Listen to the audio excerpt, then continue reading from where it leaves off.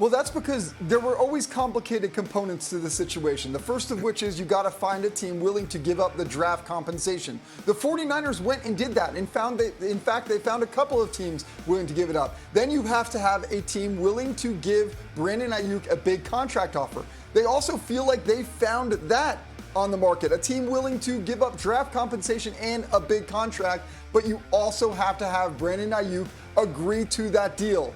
And we've said all along, it feels like Brandon Aiyuk wants to have free agency a year early. Well, he's getting a little dose of it, but not the entire thing. He still does not like the contract offers on the table from these other teams. And as such, we still have Brandon Aiyuk potentially playing for the 49ers in 2024. How important is this, Hawk? How important is Brandon Aiyuk to the chances of the 49ers winning the Super Bowl, and in particular for the continued development of their quarterback, Brock Purdy?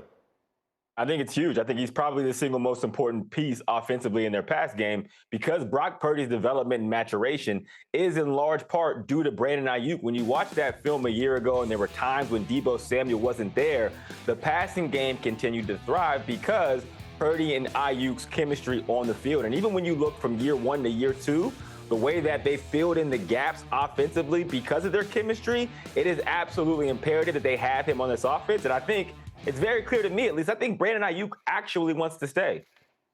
So we'll wait and find out. Again, he's not playing. He's holding in. Reddick is holding out. We have all of that. And then there's the biggest of them all. We remain shocked that there was no deal done yet between CeeDee Lamb and the Dallas Cowboys. He continues to hold out. Jeff, is there a latest there? Well, listen, when we talk about player empowerment and these guys trying to feel like they have leverage, it feels like Hassan Reddick has very little. It feels like Brandon Aiyuk has a little bit more. And it feels like CeeDee Lamb has the most of all. And that's because, quite frankly, his importance to this team. And it feels like he knows it. From Hembo, good stat here. Last season, CeeDee Lamb, 181 targets, first in the league. 135 catches, first in the league. 596 routes run, fifth in the league. This is a guy who is productive and he is used very often and he knows it.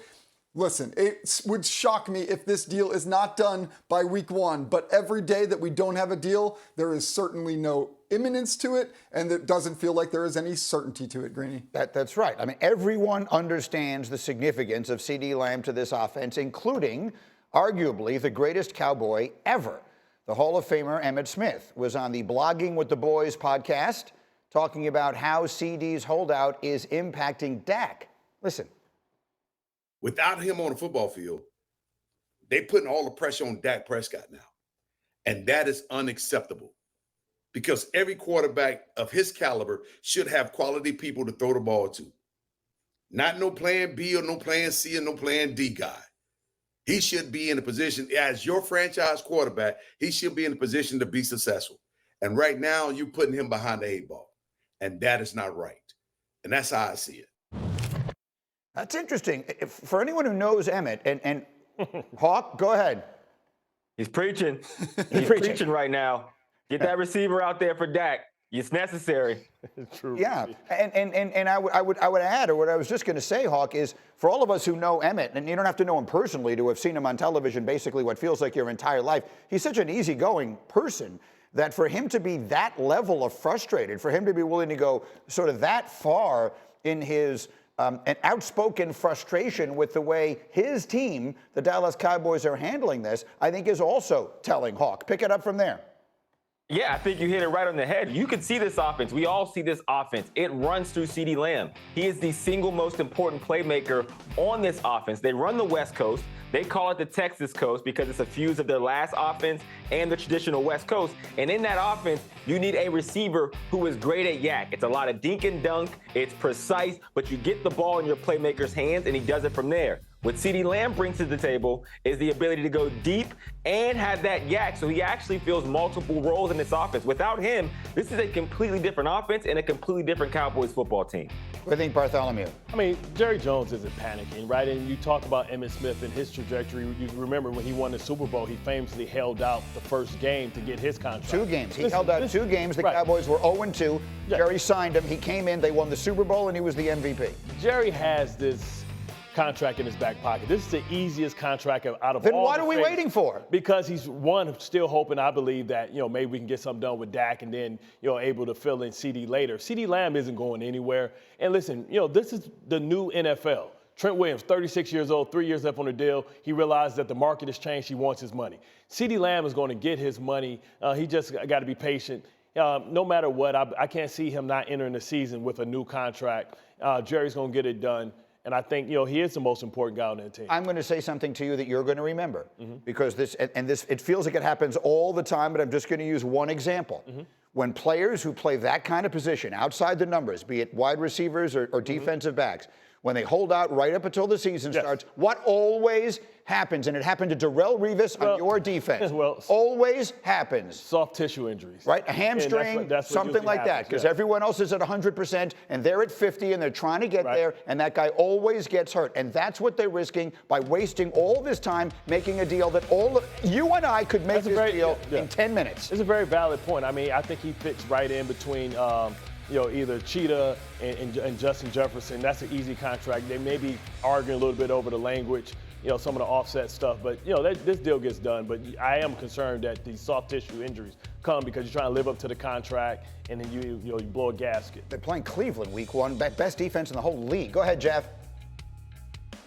No, I just think that this is not like the Hassan Reddick situation where you've got a guy who hasn't played it down for the team, that you don't know what he is, all those things, and you don't really want to pay him. This is CeeDee Lamb. You know exactly what he is. You've seen this coming from 3 miles away. You got to pay him. The blueprint is there. Justin Jefferson has been paid. There is no more excuses for CeeDee Lamb not to be under contract with the Cowboys. Let me just say one other thing before we do anything else. I cannot believe where we find Jeff Darlington today. That's the same shot I always see of you, Jeff. That means you're still in the same house. Quick reads. Let's run through some rookies. Hawk, I'm starting with you. What'd you see from Jaden Daniels' look the other day? Can he lead this Washington team to the playoffs?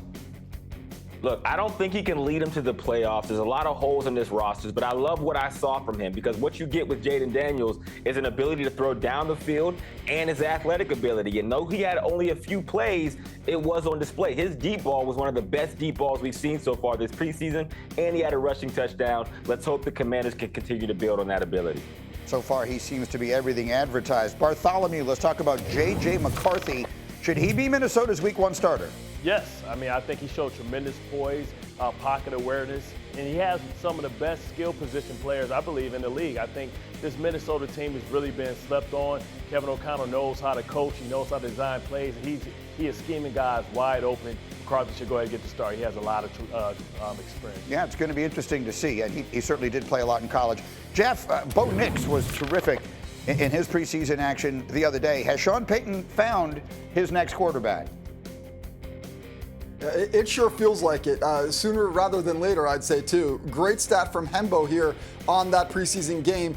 Nix took only 4 pressures on 22 dropbacks, meaning he's getting the ball out really fast.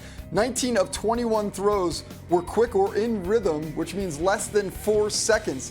That's the exact prototype of player that Sean Payton wants. That was the thing that frustrated them the most about Russell Wilson last year. He didn't love that Russ wouldn't get to the line of scrimmage fast enough. He wouldn't do all those things. I think he found his guy. All right, and then let's talk about this guy, Hawk. Caleb Williams. No Chicago Bears quarterback in the entire century of their existence has ever thrown for 4,000 yards. Is he going to be the first to do it? Absolutely. Get ready to celebrate, Chicago fans. Caleb Williams is your guy. He looked fantastic in his debut. And on top of that, he has the weapons around him. He has DJ Moore. He has Keenan Allen. All signs point to 4,000-plus yards for the first time in Bears history. Hawk, I want to come back to you on that because you and I were talking in our production call this morning. And for the last 2 weeks, the conversation here has been, are the expectations too high? Are the expectations too high? And then you said he was even better than you expected him to look. Absolutely. I said check his birth certificate. He looked like a veteran out there playing. And when I look at quarterbacks, when you think about Justin Fields, which is a conversation I know we'll get into, I'm looking for veterans who have control of the offense, who understand what's going on defensively, because the schemes aren't as sophisticated as they're going to be during the year. And when you watch Caleb Williams play, you can argue on every pass play he made the right decision. And not only that, when you look at offensive football and how good a quarterback is, yeah, there's going to be quarterbacks with skill who can make the throws if the right route is called for the right defense, so on and so forth. But what if a defender is in a place where you don't expect? Or what if a receiver doesn't get his depth on a route? Do you have a quarterback that can fill in the gap? And when you watch Caleb Williams, he looked like he was doing that at a veteran level. What'd you see? I mean, I saw a guy that was poised in the pocket. I saw a guy that's really adapting, throwing the ball on the run, on the move. When plays break down like they typically do in the NFL, what can you do when you have to counter the defense? And he showed that he has the ability to keep his eyes upfield, not look at the rush, have a feel for the rush, and still deliver accurate passes and make great decisions. That's really what it's all about. Under pressure, can you make quality decisions? Can you be a high percentage decision maker? And he proved that he was in that game. Jeff, I mean, so far so good, right? I don't really know what to say. When you root for the Bears, and if you know the history of the Bears, you're kind of always waiting for the other shoe to drop on the quarterback. But in this case, they may finally have found the right shoe. Yeah, he's no Rex Grossman, but he is looking pretty good. That's somewhat of a joke. I do believe Rex Grossman is the most underrated quarterback in the history of the world. But listen, Caleb Williams showed comfortability. He just looked comfortable. He looked like a grown-up out there. Quite frankly, something for the Bears to be very excited about. The most excited they've been since Rex Grossman. I'm still thrown by the Rex Grossman stuff. I know you went to Florida, and so I guess I will say I understand it from that perspective. So I asked the group, who do we think is going to win Offensive Rookie of the Year? And it's worth pointing out, Caleb Williams is the favorite to win Offensive Rookie of the Year at ESPN Bet, and fairly substantially so. Cindy, let's put the picks up there. So I see a couple of Caleb Williams. Bartholomew, I got a glare on my screen. Jaden Daniels, you think it's going to be Jaden? I like Jaden Daniels. I think the expectations are so high for Caleb, but he's going to be a victim of his personnel, saying, look at everything that he has around him. Anybody can throw to these guys. But Jaden Daniels showed a lot of poise. But I think also that second element that he has, I think he can have an RG3 type of season, a Lamar Jackson type of effect, because he's a dual threat guy. He can push for 1,000-yard rushing, and he has weapons on the outside as well. But I think, he's athletic. He can do things in a pocket that's really eye-popping. Look, weird things happen in that division. Weirder things have happened in history than the Cowboys really falling off with how messy their offseason has been, the Eagles falling off with their coaching situation, and maybe Washington making a little bit of a run there. I'm not predicting it, but crazier things have happened. I thought I would just go a different direction in the interest of doing it. If you're going to give me literally the fastest receiver ever to come out of college and put him on Patrick Mahomes' offense, I'm going to suggest that Xavier Worthy might just do things that we don't see rookie receivers do very often.